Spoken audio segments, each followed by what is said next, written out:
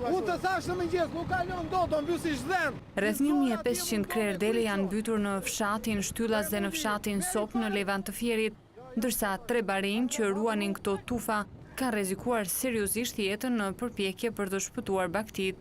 Pas ditën e kësaj të martë, ata kanë kërkuar ndihmë duke u përpjekur të shpëtojnë rreth 100 dele, si dhe kafshë ngarkese, por kanë mbetur në mes të ujit. Në ndihmë ju kanë ardhur banorët e fshatit, të cilët me anë të një zetori i kanë nxjerrë në tokë të thatë. Po ne po bëjmë 3 ditë që po rrim të rrugën për ujrat, 200 e ca krena mbytën. Po ndihmë keni pasur. I çfarë as ndihmë as gjë na qeveria fare, edhe gomonet veti kemi paguar. Këte janë rreth 20 kopë në pyll shok tan skraparit atje janë brenda në pylljen. Ka ngel pyll. Vetëm vajtën i shpëtuan kështu me gomone që nxorën ata. Vetëm njerëzit dhe të mbetën në ujë atje. Dy vëllezër që ngelën në Bukier. Nga ora 1 natës që i zuri studia deri nga ora 12 dite kur erdhi policia i mori. Çfarë kanë ngelur? S'ka ngelë asgjë. Po çoban Allah ishim ai Bukirit atë, edhe mi morëm atje se s'kishim çfarë të bënim me. Se vajtën 4 ditë tjera.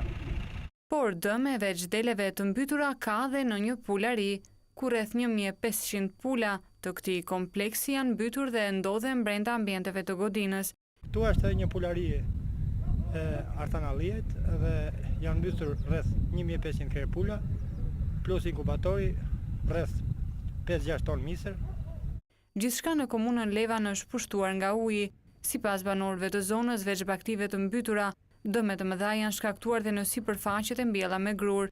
Më shumë se 150 hektar grur vetëm në këtë zonë janë dëmtuar.